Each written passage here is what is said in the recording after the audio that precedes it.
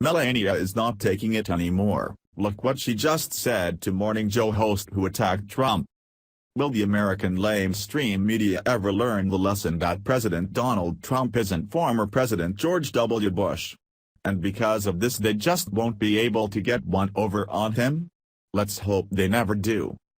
Earlier this morning, just as MSNBC's Morning Joe was on the air spewing their regular morning hate-filled rants against our president, the president himself sent our two hilarious tweets against soon-to-be-married far left-wing co-hosts, the failed congressman from Florida Joe Scarborough and Mika Brzezinski. All the liberal hack Mika Brzezinski was able to respond to Trump's attackers by tweeting a picture of an old Cheerios promo that was labeled "Made for Little Hands," which was a reference to an attack on Trump made by Senator Marco Rubio during the 2016 GOP primary campaign.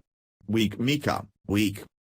What is even funnier is that after the media lost their ever-loving minds over this Twitter battle, Melania Trump issued her own state where she professes her support for her husband's actions 110%. It was reported earlier today that First Lady Melania Trump's spokeswoman, when asked about the president's tweets, replied that if you punched President Trump, he will punch you back 10 times harder.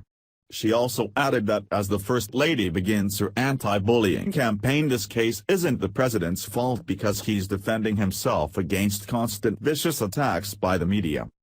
Let's remind ourselves who Joe Scarborough really is. Big wheel keeps on turning. July 21, 2003, apt.us. Between the evening of July 19, 2001, and the following morning, a young, vigorous political aide named Lori Klasudas died alone and under mysterious circumstances in the Ft. Walton Beach, Florida, offices of Congressman Joseph Scarborough. The attending medical examiner, Dr. Michael Birkeland, stated in his report that she had fainted and fallen, hitting her head on a desk.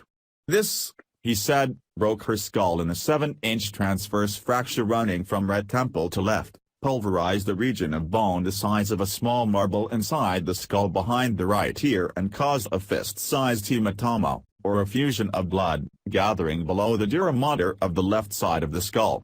There was also a contusion, or bruise, on the back of the head. Bloody foam, signifying a death of slow asphyxiation, bubbled up from her lungs into her mouth. Just for good measure, Dr. Birkeland claimed that Lori's heart had also failed. Remarkably, the entire political establishment of Northwest Florida, from the police department to the press, formed a solid stone wall around this astonishing conclusion. Birkeland's supervisor, Dr. Gary Cumberland, did not notice the internal contradiction between the claim of heart failure and the formation of a massive hematoma. Nor did he remark on Birkeland's claim, which contradicts the medical literature, that the hematoma could only have been formed by Lori's head striking an object, not vice versa. The chairman of the Medical Examiners Commission for the state of Florida, Dr. Stephen Nelson, was well aware of the shortcomings in Birkeland's record, having recommended that Birkeland be suspended for failing to report to Florida that his license was in danger of revocation in Missouri. Nelson knew that Birkeland had been fired by the state of Missouri for failing to complete autopsy reports. According to his Missouri supervisor's deposition, Birkeland failed to perform 28 autopsy reports for homicides alone in 1994-5. The total number of incomplete cases may have been over 140. Ultimately, the cause of death could not be determined for several cases. Nelson also learned at the time of the Klasudas case that Birkeland had falsified his curriculum vitae. More seriously, he had falsified autopsy reports and mishandled organs taken from the dead. In one particularly tragic case, one that irreparably traumatized the surviving family members, Birkeland removed the brain of a young woman from his office and placed it in the back of his car. It had to be rescued by an agent of the family's attorney.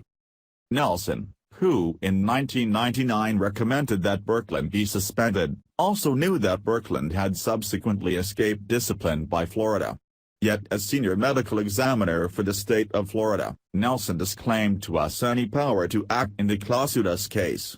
perhaps having witnessed the political workings that squashed Nelson's effort to oust Birkeland and succeeded in sealing the complaint against Birkeland that Nelson had supported. Nelson concluded that the state of Florida desired good politics over good forensic medicine. In any event, not long after the Birkeland episode, Nelson was promoted to the chairmanship of the Medical Examiners Commission. For this second anniversary of Lori Clausutis' death, a review of recent events is in order. On June 17, 2003, WGDX-AM 1280 radio broke the news that Birkeland had been abruptly fired.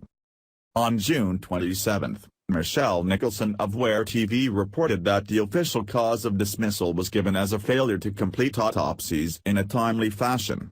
This was one of the same charges that led to his firing in Missouri. In Florida, Birkeland claimed he had done 320 autopsies in his last year in the 1st Judicial District Medical Examiner's Office. This number, disputed by the Medical Examiner's Office, is substantially greater than the number he was performing in Missouri and may represent cases with incomplete or absent notes.